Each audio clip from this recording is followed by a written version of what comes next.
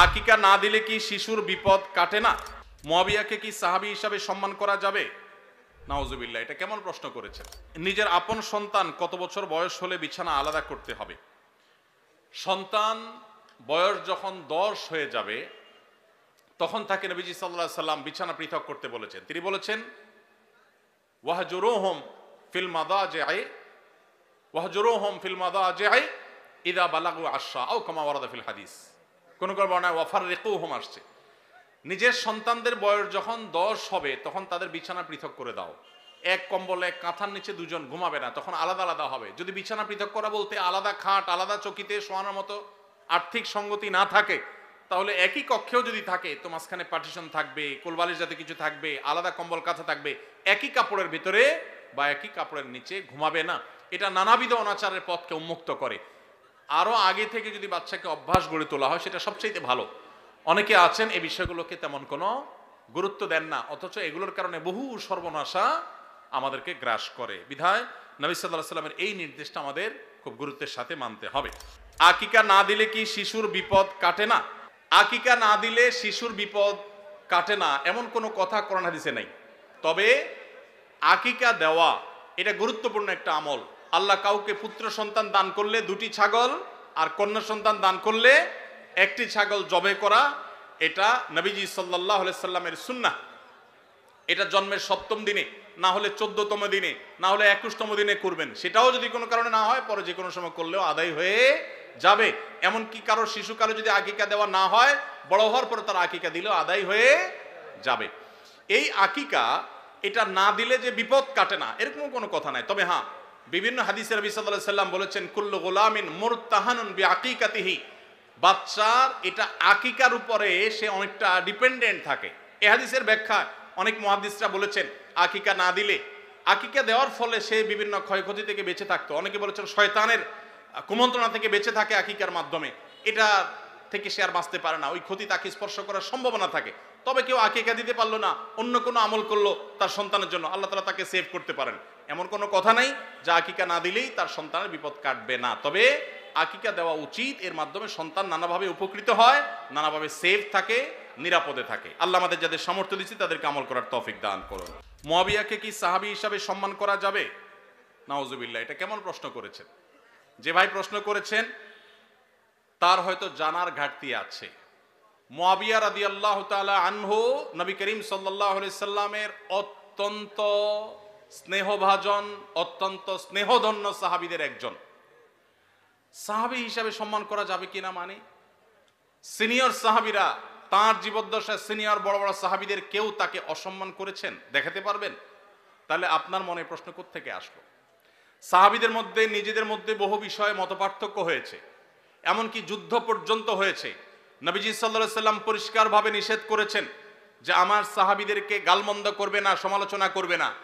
নবীজি সাল্লাল্লাহু আলাইহি সাল্লামের এই হাদিস থেকে বোঝা যায় সাহাবীদের কোনো ভুল, কোনো ত্রুটি হতে পারে মানুষ হিসাবে, কিন্তু হলে সেটার কারণে সমালোচনা করা, গালমন্দ করার অধিকার আমাদের নাই। আপনার বাবা যদি তার কোনো ভুল হয় আপনি কি সেটার সমালোচনা করে বেড়াবেন?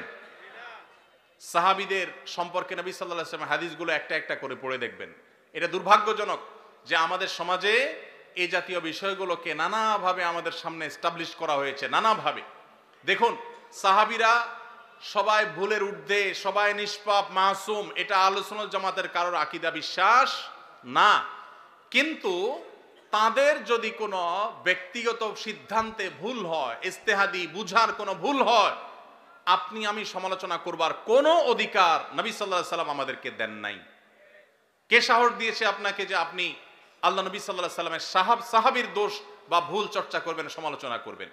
মনে রাখবেন, কোরআনের আয়াতে আয়াতে দেখবেন আল্লাহ তাআলা সাহাবীদের পুরো সাহাবীদের, পুরো জামাতের বিভিন্ন প্রশংসামূলক বাক্য ব্যবহার করেছেন। সীমাহুম ফি উজুহিহিম মিন আসারিস সুজুদ তারাহুম রুকআন সুজদান ইয়াবতাগুনা ফাদলা মিনাল্লাহি ওয়া রিদওয়ানা। সাহাবীরা আল্লাহ বলছেন তারা আল্লাহর সন্তুষ্টি চায়, অন্য কিছু চায় না, ইখলাস আছে তাদের, আর আপনি সমালোচনা করেন কিভাবে? ভাইরা আমার, মুয়াবিয়া রাদিয়াল্লাহু তাআলা আনহু কে জানেন? তিনি সেই সাহাবী যাকে নবী সাল্লাল্লাহু আলাইহি সাল্লাম ওহী লেখার দায়িত্ব দিয়েছেন, কাতেবে ওহী। সহজ কথা না। জিবরিল আলাইহিস সালাম যখন নবীজির কাছে ওহী নিয়ে আসতেন, তিনি লেখা জানতেন না, নবীজি লেখা জানতেন না। কত বড় বিশ্বাস করলে, কত বড় আস্থা থাকলে মুআবিয়া রাদিয়াল্লাহু তাআলা আনহু লিখছেন, কি লিখছেন নবীজি? তিনি যেহেতু লেখাপড়া জানতেন না, তিনি উম্মি ছিলেন, কি লিখছেন তিনি জানেন না, কত বড় বিশ্বাস থাকলে তাকে দিয়ে নবী সাল্লাল্লাহু আলাইহি ওয়াসাল্লাম ওহী লেখাইছেন। সেই কাতিবে ওহী, তিনি সাহাবী হিসাবে পরিপূর্ণ মর্যাদা পাবেন।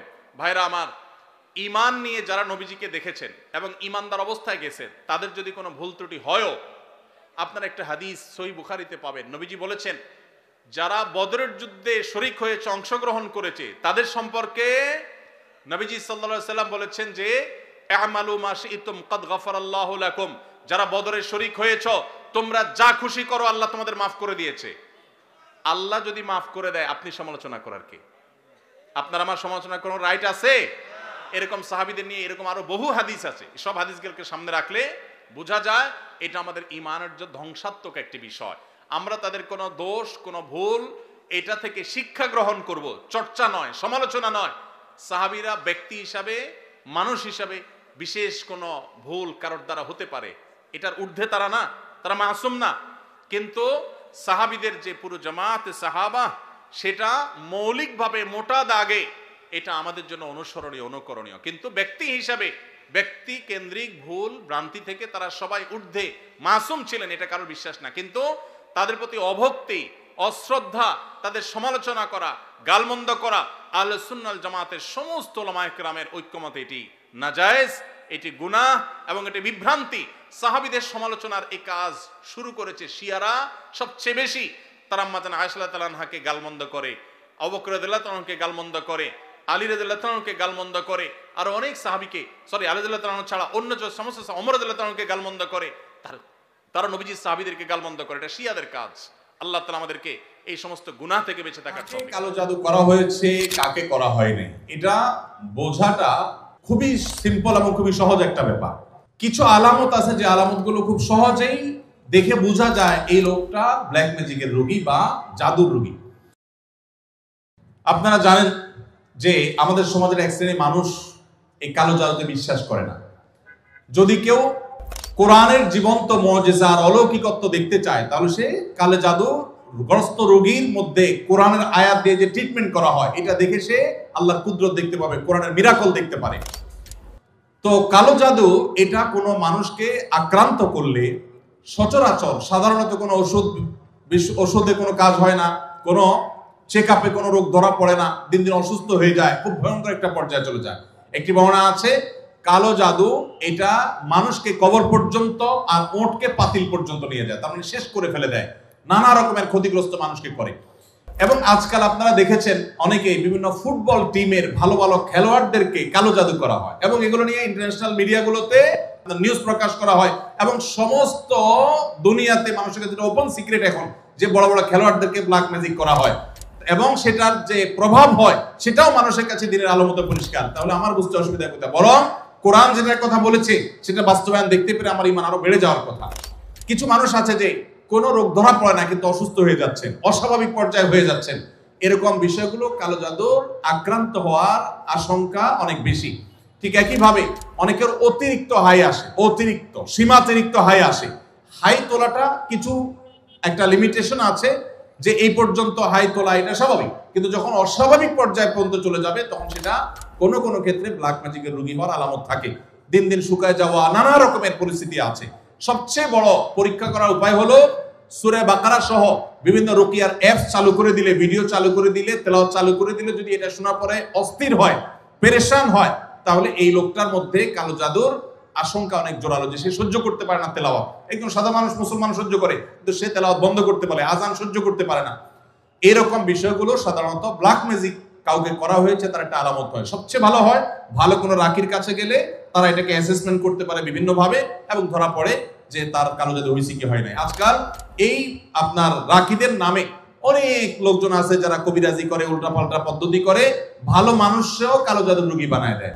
অনেকে আছে নাম, বাপের নাম বললে বলে দেয় যে জাদু করছে কি করছে না, এগুলো সবই বোগাস এবং এগুলো কোনো সঠিক পদ্ধতি না। আমার পরিচিত একজন বলল যে আমার এক দাদা বহু আগে মারা গেছেন, তো এরকম এক কবিরাজের কাছে যা বললাম আমার দাদার নাম এটা, তার বাপের নাম এটা, দেখেন তো তার কোনো জাদু টাদু আছে কিনা। বলে হায় হায় রে, শেষ করে ফেলছে, তো আর বেশি দিন বাঁচবে না, অথচ অনেক মরে শেষ। তো এরকম বন্ডামি ভাওতাবাজিও আছে। এই জন্য যারা কোরআন হাদিসের আলোকে রুকিয়া করে, ঝাড়ফুঁক করে, এরকম মানুষদের শরণাপন্ন হবেন। এই সমস্ত প্রশ্ন উত্তর দেওয়ার কারণে আমার কাছে সব ঝাড়ফুঁক নিতে আসে। আমি কোনো রাখি না ভাই, আমি নিজে অন্যদের কাছে ঝাড়ফুঁকের আমলটা নিতে হয়, অ্যাডভাইসটা নিতে হয়। আমার শ্বশুরবাড়ির লোকজন আমার স্ত্রীকে জোর করে আমার কাছ থেকে আলাদা রাখে, অথচ আমার স্ত্রী আমার সাথেই থাকতে চায়, এক্ষেত্রে আমার করণীয় কি? আপনার ও প্রশ্ন, ঠিক আছে ভাই। অনেক কমবখ্ত বাপ মা আছে, হতভাগা বাপ মা আছে, কপাল পোড়া, মেয়ে স্বামীর সংসার করতে চায় কিন্তু বাপ মা বাধা দেয়, আছে না নেই? মেয়েটা ভালো কিন্তু বাপ মা ফুসলায়, আরে আমার ভাতের অভাব পড়ছে না কিন্তু চলে আস। এর মতো কপাল পোড়া বাপ মা আর হতে পারে না। ভাইরা আমার, বেশিরভাগ সংসারে স্বামী স্ত্রীর মধ্যে অশান্তি সৃষ্টি করে তৃতীয় পক্ষ। কারা করে? তৃতীয় পক্ষ। আমি এই জন্য বলি, সাক্ষাৎ শয়তান যদি দেখতে চান, একবারে আপাদমস্তক শয়তান, তাহলে স্বামী স্ত্রীর মধ্যে অশান্তি সৃষ্টি করার জন্য যে ভূমিকায় অবতীর্ণ হবে, এ হলো সাক্ষাৎ শয়তানের ভূমিকা অবতীর্ণ হয়েছে। কথাকে বুঝাতে পারছি? শয়তান সবচেয়ে খুশি হয় কোন কাজে জানা আছে আপনাদের? কোন কাজে সবচেয়ে বেশি শয়তান খুশি হয়? কোন সংসার ভেঙে দিলে, স্বামী স্ত্রীর মধ্যে বিচ্ছেদ হলে। আপনারা হাদিস শুনছেন, প্রসিদ্ধ হাদিস, শয়তান তার সিংহাসন পানির উপরে স্থাপন করে এবং শয়তান তার চেলাদেরকে ছেড়ে দেয়। চেলারা সারাদিন আকাম কুকাম করে, সারাদিন অপকর্মের পরে ফিরে এসে তাদের দলনেতাকে বলে, আমি একজনকে খুন করিয়েছি, একজনকে দিয়ে, আরেকজনকে দিয়ে একটা মিথ্যা বলিয়েছি, আরেকজনকে দিয়ে মাদকাসক্ত করিয়েছি, আরেকজনকে দিয়ে অমুক জেনা করিয়েছি। তখন শয়তান বলে, হ্যাঁ অবশ্যই কিছু না কিছু করেছ। কিন্তু যখন কোন শয়তান এসে বলে একজন স্বামী স্ত্রীর মধ্যে বিচ্ছেদ ঘটায় দিছি, তখন শয়তান বলে তুমি সবচেয়ে বড় কাজ করছো। সে সবচেয়ে বড় খুশি হয়।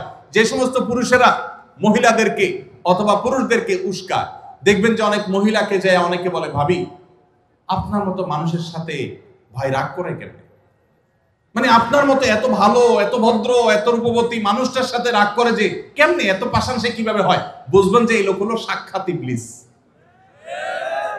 আবার একই কথা ওই পুরুষ লোকটাকে যদি বলে যে ভাই আপনি তো রাজপুত্র, মাশাআল্লাহ, আপনার কপালে রাজরানী আসলেও কম হবে ভাই, তাহলে তার উস্কায় দিচ্ছে। তার মানে সে মনে মনে চিন্তা করবে, তাহলে আমার বউ এটা আমার জন্য আসলে মানায় না, আমি তাহলে এত বেশি যোগ্য পুরুষ।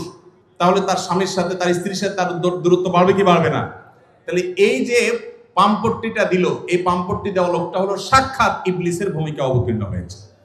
অতএব খবরদার, স্বামী স্ত্রীর মধ্যকার অশান্তি সৃষ্টি করার জন্য কেউ তৃতীয় পক্ষের ভূমিকা রাখবেন না। এমনকি সেটা যদি বাপমাও যদি হয়, সে বাপমা আল্লাহর কাঠগড়ার আসামি হবেন। বহু ছেলেদের বাপ আছেন, ছেলেদের মা আছেন, শ্বশুর শাশুড়ি আছেন, বৌমার ব্যাপারে ছেলের কান ভারী করে দেয়, আছে না নেই? ছেলেটা থাকে বিদেশ, তার কানটা ঝালাফালা করে দেয়। এরা সবাই কিয়ামতের ময়দানে আল্লাহর কাছে আসামি হবে। খবরদার, এরকম কোন ষড়যন্ত্র করা যাবে না। চেষ্টা করতে হবে স্বামী স্ত্রীর মধ্যে মনোমালিন্য হলে সেটাকে আরো দূর করে দিতে হবে, সেটা আরো দূর করে দিতে হবে। আল্লাহ আমাদেরকে তৌফিক দান করুন। মসজিদের ইমাম সাহেবরা যারা আছেন, ফ্যামিলি কাউন্সিলিং করবেন। এলাকাতে কোথা স্বামী স্ত্রীর সাথে মনোমালিন্য চলছে, তাদের মধ্যে সালিসি করবেন, তৃতীয় পক্ষ হয়ে মিলাবার চেষ্টা করবেন, ভাঙার চেষ্টা করবেন না। আল্লাহ আমাদেরকে তৌফিক দান করুন। যে মা বাপ তার মেয়েকে ফুসলাচ্ছে স্বামী সংসার না করার জন্য, যৌক্তিক শরঈ কোনো কারণ ছাড়া যদি এটা করেন, তারা কবিরা গুনাহে লিপ্ত হোক। তারা মা বাপ সন্তানকে তারা আল্লাহর নির্দেশ থেকে বাহিরে তারা নিতে চাচ্ছে। ফ্যামিলি ব্যবস্থাপনা এবং দাম্পত্য জীবনের সুখ শান্তি ইসলামে খুবই গুরুত্বপূর্ণ বিষয়। আল্লাহ তাআলা আমাদেরকে বোঝার তৌফিক দান করুন। রমজানে মাঝে মাঝে তারাবির নামাজ ছুটে যায়, যদি আমার তারাবির নামাজ ছুটে যায়, এতে কি আমার রোজা আদায় হবে বা রোজার পূর্ণতাতে কোনো সমস্যা হবে কিনা? ভাইরা আমার, রমজান মাসে তারাবির নামাজ না পড়লে আমরা অনেকে মনে করি যে তার রোজাতে বোধহয় অসুবিধা হবে। এটা সম্পূর্ণ ভুল ধারণা। তারাবি একটা ইবাদত, রমজানের রোজাটা আরেকটা ইবাদত। যেহেতু তারাবি না পড়লেও রমজানের রোজা হয়ে যায়, তাহলে তারাবি পড়ার কি আর দরকার আছে? কেন? রোজা তো হয়ে যাবে। আলাদা ইবাদত। রোজা রাখা একটা ইবাদত, তারাবি পড়াটা আরেকটা ইবাদত। নবী করিম সাল্লাল্লাহু আলাইহি ওয়াসাল্লাম একই হাদিসে দুটি কথা বলেছেন, মান কামা রমাদানা ঈমানান ওয়া ইহতিসাবান গুফিরা লাহু মা তাকাদ্দামা মিন যামবি। একই হাদিসে বলেছেন, মান সামা রমাদানা ঈমানান ওয়া ইহতিসাবান গুফিরা লাহু মা তাকাদ্দামা মিন যামবি। যে ব্যক্তি ঈমান এবং ইখলাসের সাথে রমজানের রোজা রাখবে, আল্লাহ তার পূর্বের গুনাহ মাফ করবেন। যে তারাবি পড়বে তারও পূর্বের গুনাহ মাফ করবেন ইনশাআল্লাহ। এজন্য ভাইরা তারাবির নামাজ পড়তে হবে, এটা সুন্নাহ, গুরুত্বপূর্ণ সুন্নাহ, সাধারণ সুন্নাহ না। নবী সাল্লাল্লাহু আলাইহি সাল্লাম ছাড়েন নাই, সাহাবীরা ছাড়েন নাই, কোনো ওযর ছাড়া তারাবি ছাড়া যাবে না। জামাত ছুটে গেলে একা একা হলেও পড়বেন, কিন্তু কোনো কারণে পড়তেই পারলেন না, সফরে আছেন, ট্রাভেলে আছেন, বাসে ছিলেন, ট্রেনে ছিলেন, নাইটে সফর করেছেন, তারাবি পড়তেই পারেন নাই, ইনশাআল্লাহ আপনার রোজা হয়ে যাবে। তাই বলে তারাবিকে অনেকে অবহেলা করেন আজকাল, যেটা তো সুন্নাহ, না পড়লে কি, এই অবহেলাটা আরেকটা দোষের। তাহলে আমাদের মধ্যে দুইটাই সীমা লঙ্ঘন। কেউ মনে করেন তারাবি না পড়লে রোজাই হবে না, এটা হলো বাড়াবাড়ি। আবার অনেকে মনে করে তারাবি না পড়লেই বা কি, এটা হলো ছাড়াছাড়ি। এই বাড়াবাড়ি এবং ছাড়াছাড়ির মধ্যে আমাদের থাকতে হবে। আল্লাহ আমাদের তৌফিক দান করুন। আজ এত টাকা কালেকশন করা হলো, কিছু মনে না করলে জানতে পারি আপনার হাদিয়া কত টাকা? ভাইরা আমার, আলহামদুলিল্লাহ, আল্লাহ শুকর। প্রথম কথা হলো যে ওয়াজ মাহফিলে বা দিনই কাজে, এমনি তো আমি ওয়াজ মাহফিলে যাই না। আপনাদের এলাকারই ভাই, কি নাম ওনার, হানিফ ভাই বোধহয়, হানিফ ভাই, উনি আমাদের অফিসে লোক পাঠাইছেন। তিনি বলতেছেন যে আমাদের অফিস থেকে লোক নাকি বলছে যে আমরা এ মাহফিল করব। এটা বহু কয়েক মাস আগের কথা, আমাদের মনে নাই। যেহেতু ভাই বলছেন, মুসলমান তো মিথ্যা বলবে না, তাহলে হয়তো আমাদের কেউ বলছে। আমরা সেই ওয়াদা রক্ষা করার জন্য আসছি। আসার ক্ষেত্রে আমি হানিফ ভাইকে আমার অফিস থেকে শর্ত দিয়ে দিছি যে মাহফিল করার পর আমাকে কোনো টাকা পয়সা, কোনো হাদিয়া দিবেন না, এই শর্তে আমি আসতে পারি। আলহামদুলিল্লাহ, ওনার সাথে আমার চুক্তি হয়েছে হানিফ সাহেবের কাছে, আমি খাবো না, কোনো হাদিয়াও নেব না। আলহামদুলিল্লাহ, আমি এখানে খানাও খাই নাই, হাদিয়াও নেব না, ইনশাল্লাহ চুক্তি করেই আমি আসছি। কোন জায়গায় কেউ যদি আমাদের পথ খরচ দেয় বা হাদিয়া দেয়, আলহামদুলিল্লাহ, আমরা যেখানে মানুষ খুব জোরাজোরি করে নেই। আর যদি কোনো মসজিদ মাদ্রাসা হয় বা দিনী প্রতিষ্ঠান হয়, সচরাচর আমরা চেষ্টা করি পথ বড়াটাও নিজের পকেট থেকে দিয়ে যাওয়ার।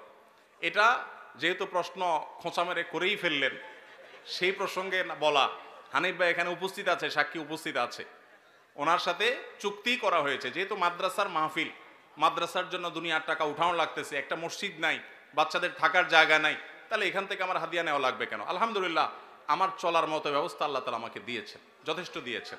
অতএব আপনারা বরং মসজিদের জন্য সহযোগিতা করবেন, জমির জন্য সহযোগিতা করবেন, করবেন তো ইনশাআল্লাহ? মাদ্রাসার ছাত্রদের থাকার ভালো ব্যবস্থা যেন হয়, সেজন্য সাহায্য করবেন, ঠিক আছে না ইনশাআল্লাহ?